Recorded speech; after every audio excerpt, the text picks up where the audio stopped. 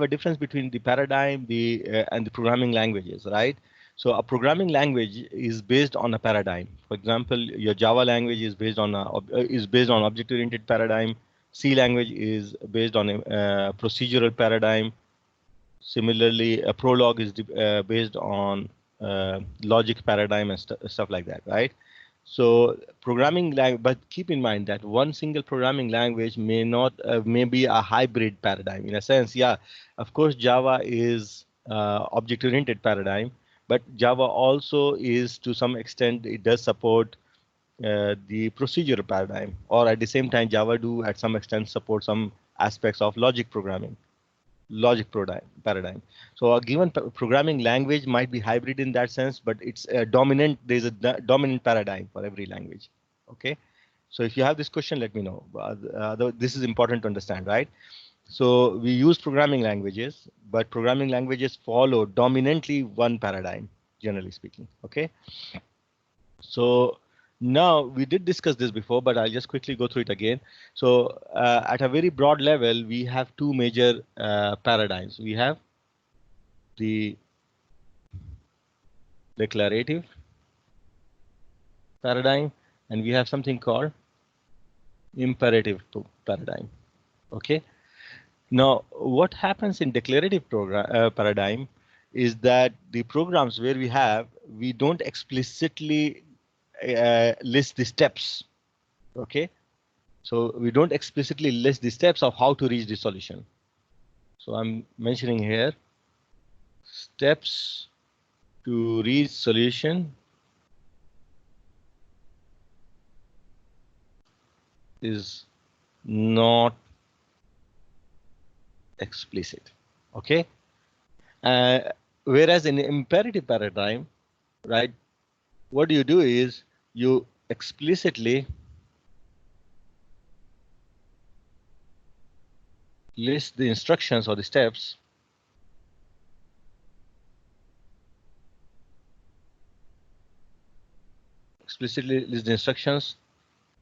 on how to get to the solution, right? So for example, in imperative paradigm, you have ideas like if else, you have loops, and you go step by step, exactly telling how to do reach to your solution, what you want, right?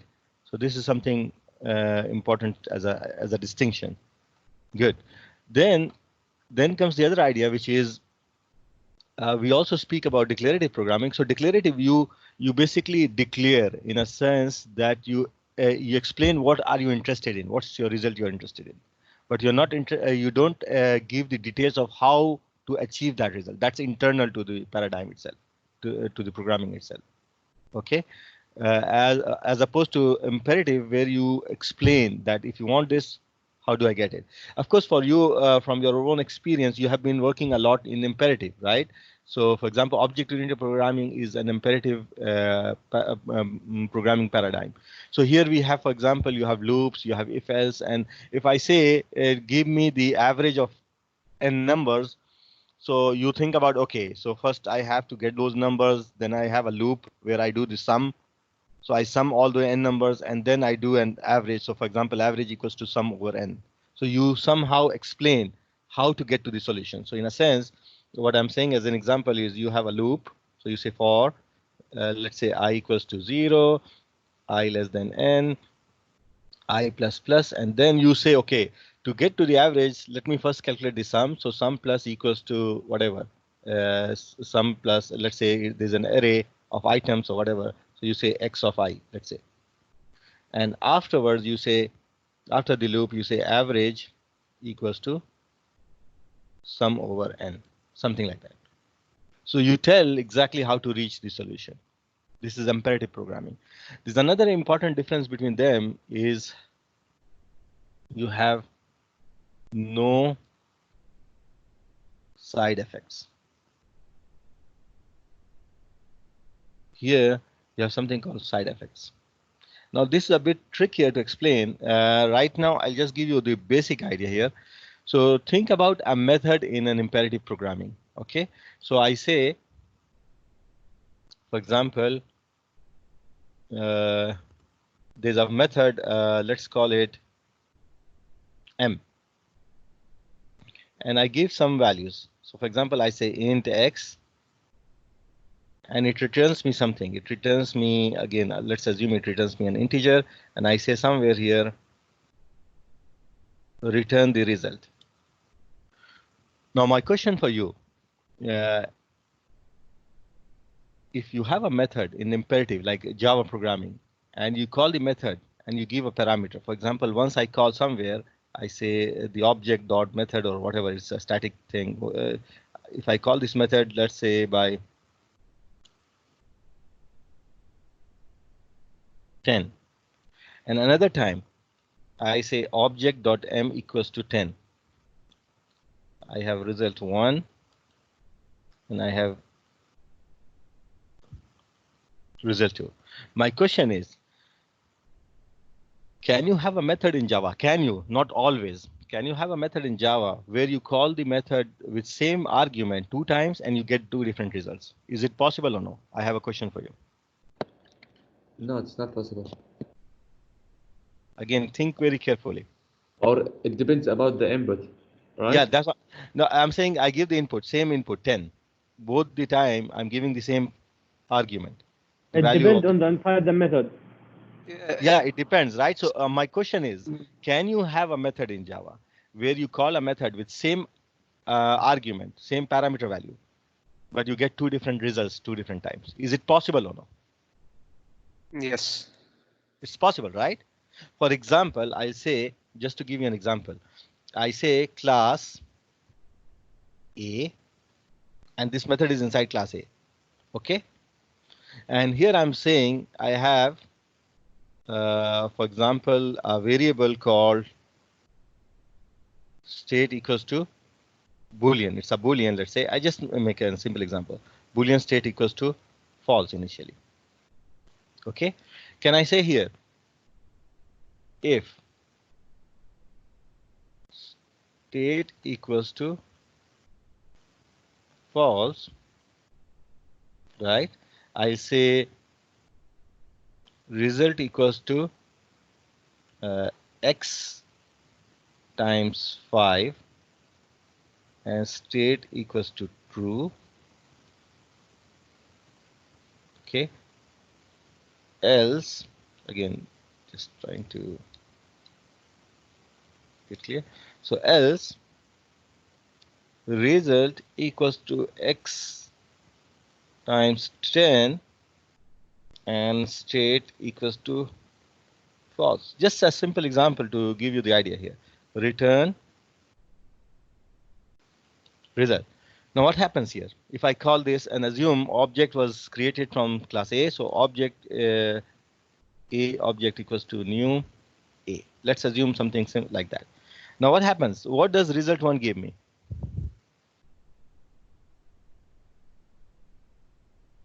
If I call object.m with parameter value 10, what is result 1 going to give me?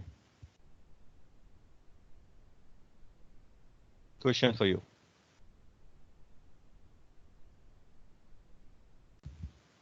I hope what I wrote makes sense. It's readable.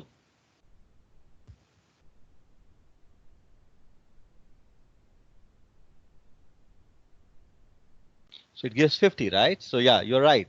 So if I say this one is going to give, no, I'm sorry. If it is, yeah, 50. So this one will give me 50. What about second result? Now I call result 2 equals to object.m and with parameter 10. What is this going to give me? Because initially it was false and I made the state true. Next time this will be true. So it comes here, right? So this time it's going to give me 100. You agree? So this is the point here. So this is one example where we say this is a side effect. Why we call this as a side effect is when you call the method, the method does something outside of the method.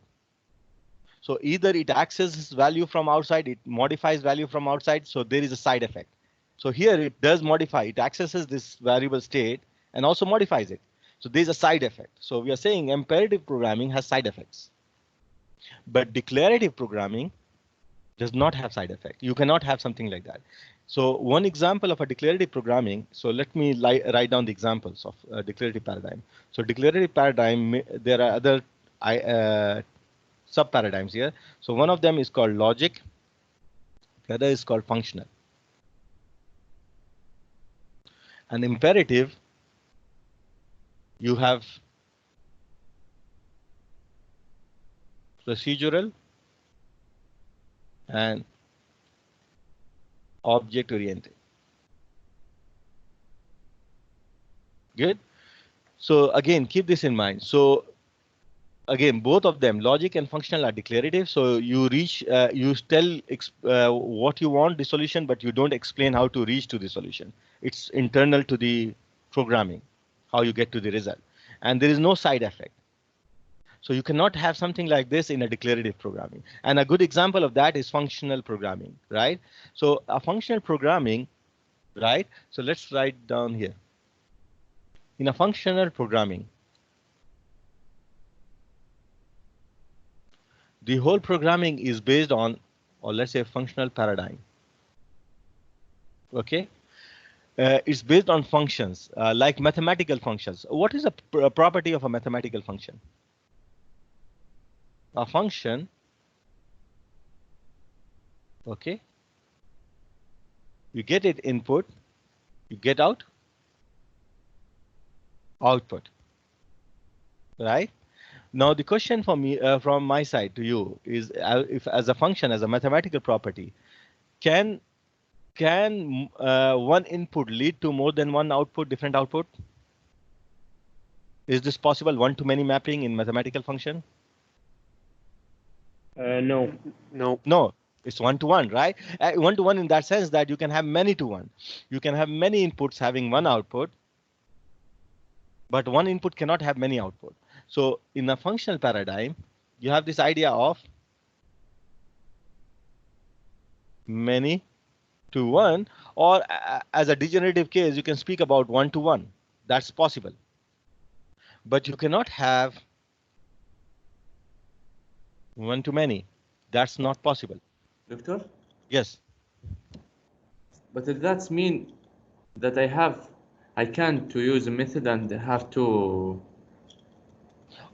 Okay. answer with one input? Yeah, think about this. A function which is in that sense, let's think about finding the sine theta, for example. Okay. So you have a method sine, and you give the value of theta. It's degree, radians, whatever it is. If you give sine 90, what's the answer? 1. It's always going to be 1. Yes. Yeah. It's not that if you call sine 90 after a few instructions, you get a different value. You're always going to get the same value. So the point here is that the output only depends on the input. So the output only depends on input. It does not depend on some side effect. Somewhere else there was something I access store and I change it. No, it does not happen that way. But again, just speaking, again, I'm not saying that's a good idea, but thinking about a method in Java. If you write a method in Java, again, it might not be a proper sine method, but you can have a method in Java where you can have this type of behavior that if you call sine 90 2 times, you can have 2 different values. Because again, because of the idea that you can have a side effect. I'm not saying that it's going to make sense because of course then there's not a sine method, it's something else. But the idea here is you can have a method in Java where the input does not only depend on the output does not only depend on the input, right? It can access some other state variables and modify it or make decisions on that. But in a functional paradigm, the output depends on the input. So if you don't change the input of the function, the output is going to always be the same. This is the point here. No side effects. I hope this idea is clear, right? Okay, so this is the idea here. Now, and this is what I meant by one-to-many, which I meant is this, that if you have one input, you get the same output all the time. Many in that sense, that you get the same output, not many different outputs, different times. Is this clear?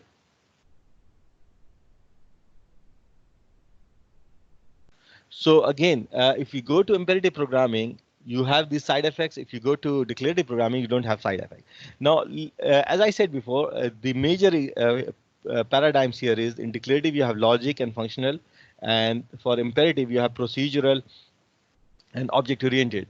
And if you remember last time, once we were starting the discussion of classes, we spoke quite a lot about the procedural and object oriented paradigm. Anyone who can give me some ideas which you were discussing once we started our discussion of classes? Any keywords you can think about? So imperative, we know. What's the difference between procedural and object oriented? Any answer? Anyone who remembers it? Is this sounding familiar? We spoke about object oriented programming being bottom up and procedural being top down, right? So we spoke about procedural as top-down programming, where we look at the problem, divide into sub-problem, keep dividing into sub-problem until the smallest problem which we divided at a given instance, we believe that can be directly solved using a procedure. And data flows freely between procedures. That is procedural programming, right? Object-oriented programming, on the other hand, is bottom-up. So you look at real concepts, like in a real conceptually, you might have some objects, objects belonging to classes. They have behavior and data, and it's encapsulated. So the behavior and data is encapsulated as a class, and you create objects of a class. So we say that if you define proper classes, each class has proper responsibilities, and the data it belongs to, and you create objects of classes, and the objects interact with each other. The job is done. The problem is solved that way. You don't have to explicitly solve the problem. So that is the idea of object orientation, object-oriented paradigm. In case of procedural paradigm, we spoke about this idea that you are solving the problem per se. And there's also in the imperative, there's also programming paradigm which is pre-procedural, which is still imperative, but you don't have procedures, right? And there you have these ideas of, for example, go-to statements. I'm not sure how many of you have experience programming, working with, for example, basic programming. There's a programming language called BASIC. Here you have statements like go-to. So you can say, once you are in a line, a given line, so lines are numbered. So let's say 10, 20, 30, 40, and so forth. So in line number 20, you can say, go to 40. And in 40, you do something, and you go to 50, 60. Again, you can say here, go to 30. So the programming logic flows like this. You go to from here to here, from here to there, and stuff like that. And that makes your programming quite complicated. It's not easy to deal with complex situations. And these things of you going from one place to another, this idea is called spaghetti coding. So you know what is spaghetti, right? So this idea looks like spaghetti coding. Everything is jumbled across each other, and you can jump from one place to another. Very difficult to debug and manage it. And to solve some of these problems of go-to and this time the imperative one, the old one, we made a transition to procedural, where we said, okay, instead of having go-tos, we'll have methods, and you can call the method many times. Then we understood that procedure is good, but if the complexity of the programming, the program or the software increases beyond a certain point, it still becomes quite complicated to manage procedure programming. So we have a higher abstraction of classes and objects, which is object-oriented, and which seems to manage complexity better than procedural. And if you remember, we spoke about that, that some sort of plot or graph, where we plotted the complexity versus the size of the program. So we know that object-oriented can deal better for bigger size problems than procedural and stuff like that. So this is just a very quick recap of what we have been already discussing before about procedural and object-oriented. But of course, some new things we didn't discuss before was pre-procedural, which was go-to based programming, and you have this thing of spaghetti coding. Okay, so if you have no questions, I'm going to go forward. Let me know.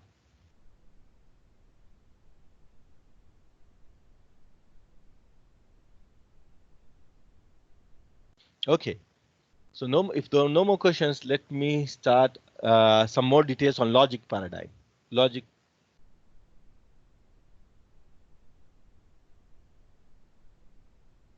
paradigm. Okay. Now here in logic paradigm, what happens is to solve a problem,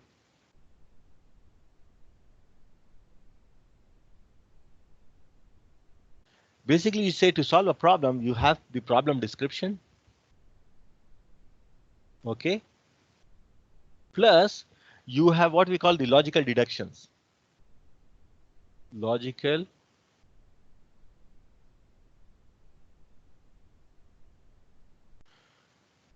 Yeah. So what happens in this is, of course, logic programming or logical paradigm is again an example of a declarative paradigm where you say what we want to do, but not how. You don't tell that. And what is the problem? You explain the problem and you tell them some facts and rules. So let's go to the next topic in logic programming, which is important here, is the idea of facts and rule. So what do you do in logic programming, right? An example of a logic programming is also Prolog, for example. An example logic programming. I'm sorry, what happened here? Okay. Example of that is, sorry, Prolog. So what happens is you have in logic programming, two concepts are very important. Facts plus rules, right? These are two major concepts used in logic programming. Now, what is a fact? A fact is something, information you provide, and it's assumed to be true. So you can say the color of the ball is red. Again, of course, you don't say in a natural language. You have syntax to represent it, but you say this ball is red, or color of the ball is red. It's a fact. So you just give it, and it's assumed to be true. Then there are rules, right? So you can say, for example, rule if object is red, it is a ball. I'm not saying this is always making sense, but just say in a given problem it makes sense. So if the object's color is red, it's a ball. So this is a rule. So rule means that something is true provided the what you're saying is true. So a rule represents a conditional assertion basically, which is saying this is true if the what you say is true. So, and again, we'll see a fact, right, is represented as a term, and you have something called constants. Okay, you have variables. Okay, and you have something called compound.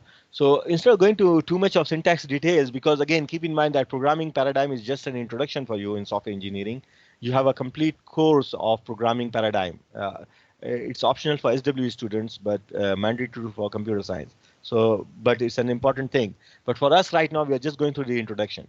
So let's take some examples here. Okay. So let me share with you a screen, and then we can discuss this thing. These examples.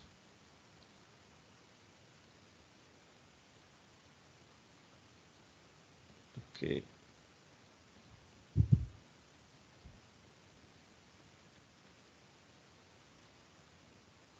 So I hope you can see the screen now, the PowerPoint.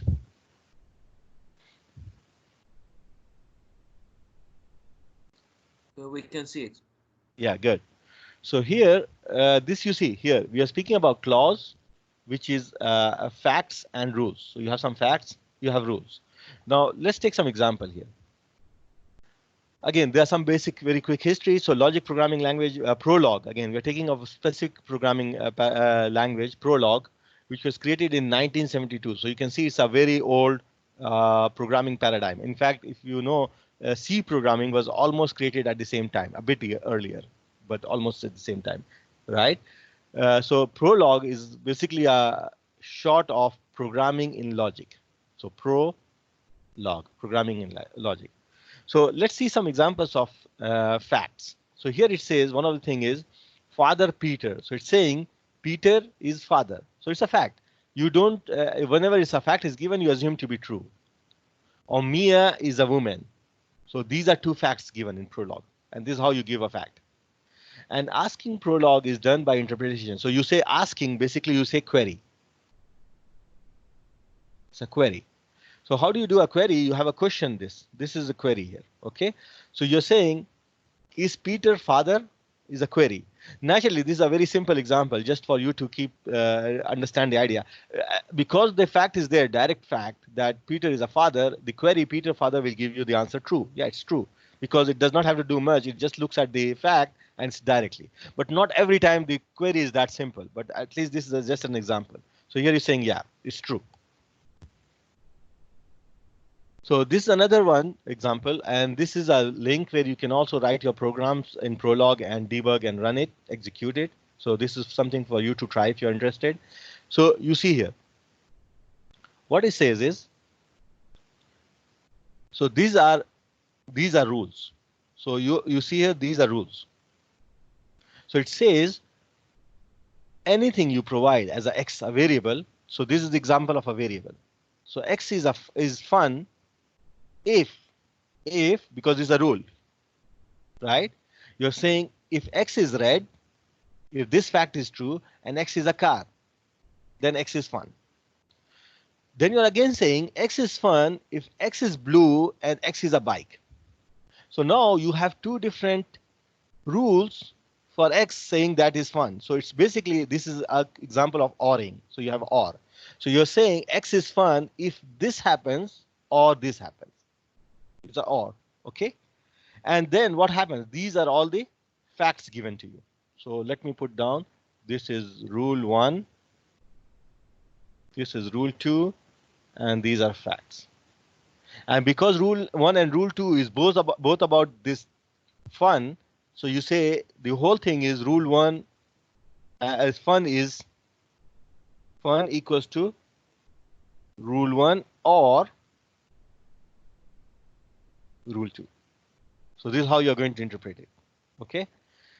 So now these are facts. So it says again, Volkswagen Beetle or whatever it is, VW_Beetle is a car. So it's a fact. It's given to you. Ford Escort is a car. Harley Davidson is a bike. Again, Volkswagen Beetle is red. Ford Escort is red, and Harley Davidson, I'm not sure why it's not working right now. So again, you have this Volkswagen Beetle is red, Ford Escort is red, and I'm sorry, something happened. And Harley Davidson is blue. So these are given to you as facts, right? Now let's look at the right side. I'm not sure this pen is not working right now. But you can see on the right side, it says fun Harley Davidson, and it's a query. So of course, it's a graphical interface, so you don't see that question. Yeah, if you see here, this thing on the right side, so you can see this part. So it says question mark hyphen the dash fun Harley Davidson. So this is a query, so asking a question. So this is the example of declarative. You want to know the answer, you don't tell him how to get to the answer. And it says true. Why it says true? Who can give me this answer? Why this query is true? Why did it give the answer true? Because it's blue and bike. Because it's blue and bike. So you're going to see these things. So it says, okay, X is red. So do you see Harley Davidson, is it red or no? It's no. So this fact, the first rule does not apply. So you just, I'm sorry. Somehow, okay, I'll use this pen from the mouse instead of the, come on.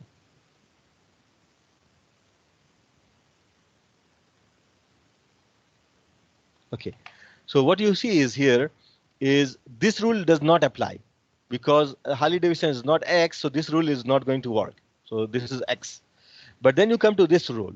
So you see X is blue. So is Harley Davidson blue? Yes. And because you have these commas, it means there's an ANDing here. And X is bike. Is Harley Davidson a bike? Yes.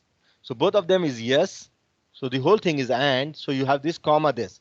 So this is a rule which says this should be true and this should be true. Both of them should be true. then it's true. And because, of course, Harley Davidson is a bike and it's blue in this case, so it says it's true at the end. So is this making sense how it's working? The logic programming? You're not telling how to come to the conclusion. You just give the rules, you give the facts. Rules can have ands and or. If you put two of these rules together, you get an or, and if you have these by comma, separated by comma, these are all ending. So in real life, of course, the problems are not that simple. You have very long chain of facts and rules, and you have to deduce things, right? And there are concepts like forward chaining, backward chaining. We don't want to go into that, how it gets to that. But just as an introduction, we are speaking about how logic programming works, okay? So I hope this is clear. Any question on this? Okay, good. So again, this is one other example here. So what are these? Who's going to tell me? What is this one? Is it a rule? Is it a fact? Fact. It's a fact. It's a fact, exactly. So Charles is male, Edward is male, Philip is male, Anna is female. These are all facts. Now you have a compound fact. So it says Philip is parent of Anna. So what's the relationship between Philip and Anna? Parent. So Philip is parent of Anna. Similarly, Philip is also parent of Edward. So it's a compound thing, right? And Philip is parent of Charles. So all of these are facts. Some are simple facts, some are compound facts. I hope this is clear, right? So let me try to write through the mouse. So these are all facts. Now what about this one? What is this? Is it a fact or a rule? Rule. It's a rule, right? And you have this rule. So it's saying if this is true, if this is true, then this is also true. But what is this? This is actually two things here, separated by a comma. So what is it? It's a compound rule with an and. So it's an and, right? So what it's saying is X is father of Y if and only if, or if, let's say not only if because it could be different things, if X is parent of Y and X is male, which is obvious, right? So if X is male and X is parent of Y, then X is father of Y. So this is a rule given to us. So now it says how. So let's see a query example. Okay. So the query example here we are seeing. Come on. Yeah. Is Anna a female? How do you put it?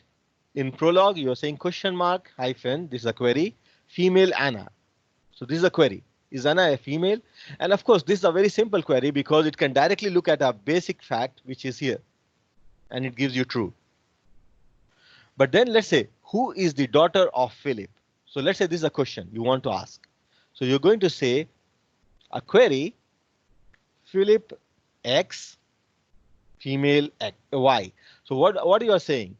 So you want to know the daughter of Philip. So you're saying Philip is a father of someone, a Y, and that Y has to be female. And this is an and here. So Philip is a father of Y and Y is a female. So if you know who is Y, you know Philip is father of, so Y is a daughter of Philip. So what is returning? If you put this type of query, it says Y equals to, so here you have this variable in a query. So it will give you the answer for the variable. So what it says here is Y equals to Anna. So this way you know that the daughter of Philip is Anna. And of course, it can give you multiple answers in a sense that if it has multiple daughters. But in this case, actually, it's only one because if you say father Philip of Y and Y is a female. So you're going to look at father, right? And who is a father? A father is a parent. X should be parent of Y. So you understand these three qualifies. Why these three qualifies? Because X has to be Philip. And all of this X is a Philip. So all this qualifies. But what about Y? You're saying Y has to be a female. So you see, this does not qualify. I'm sorry, the pointer. This does not qualify because Edward is male. This does not qualify because Charles is male, but this does qualify.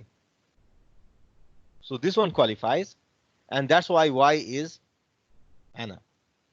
Is this idea clear? How it's working in this sense? Any question on this? And okay, so maybe there's more examples. Let's quickly go through it. So let's look at this one again.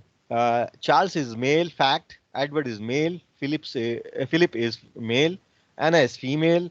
Philip is a parent of Anna. Philip is parent of Edward. Philip is parent of child. Again, the same thing. And it says the query. X is parent of Charles and X is parent of Y and male equals to Y. What is it trying to say? What is this query? It's false.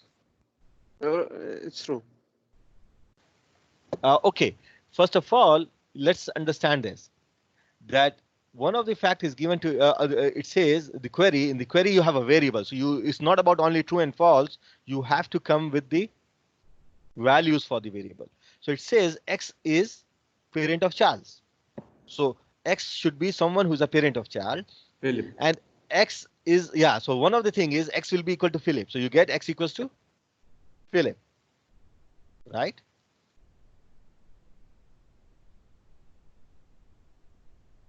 And then it says X is parent of Y and Y is male. So what can you get for Y? I have wrong input, right? Why? Because you're saying there are two things. X is parent of Charles, so you get X is Philip. And you're saying X equals to parent of Y and male equals to Y. So is there anyone apart from Philip? What about Edward? Edward. But Y is for female, right? Or I can change it? No, this is different one. This is a new query.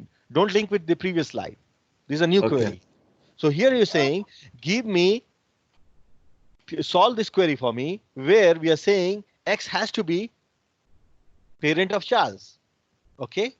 And X has to be also parent of Y such that Y is a male. So looking at X is parent of Charles, from these facts, you know who's parent of Charles? Philip, right? So you can immediately know X is Philip. But what about this part? To solve for Y. Now we know X is Philip, but how to solve for Y? So you're saying Philip is parent of Y and male is Y. Y is a male. So we can see Philip is parent of Edward and Edward is a male. So basically what do you get? You get X equals to Philip, Y equals to Edward. Victor? Yes. I can't have used same one 2 times, right? So I can't say it's Charles. I have to say Edward because I used the one. Charles is already mentioned in the query for you. So it's a constant term. For example, okay, let's look at this example. The same query without this was not mentioned, let's say. This was not mentioned. You say X is parent of Y and Y is male. What will you get? So what Edward will you? Charles. Yeah, you will get Edward, comma Charles, 2 of them, because both of them qualifies for this. Exactly. But because in this one, it was already given Charles is there, so Charles was ruled out because it's already there in the query. Is this clear? Yes, doctor. Okay, so let's look at this. So you have these examples where it says Fred eats oranges, Fred eats steaks, Tony eats apples, John eats apple, John eats grapefruit. So these are what? These are facts, right? Now the query is, eats Fred oranges. What is it going to give you? What should be the output? True. True, right. Because there is no variable in the query, you don't have to get the answer for the variable. You just have to tell this is true or false. So it's true, right? Yes, or true. Mike eats apple. What do you get? I don't have Mike, so it's false. You don't have it, so it's going to be false. Exactly. So you don't have Mike, so you don't know about it. So you're going to say no. And Fred eats apple. No. No, although Fred is there and apple is there in the facts, but there is no fact saying Fred eats apple. So this is also going to be no. Exactly. So this is the idea. Yeah. So then it says also there's can you think of the program of a program that follows the same programming paradigm? It's also the example is in databases. Of course, you might not have used databases yet, but SQL database or SQL programming is also a declarative programming. Okay, keep in mind that logic programming it has a lot of use in many computer science areas like artificial intelligence. It's used a lot, right? So I'm not sure how many of you have heard about IBM Watson. Anyone who can tell me about IBM Watson? Watson?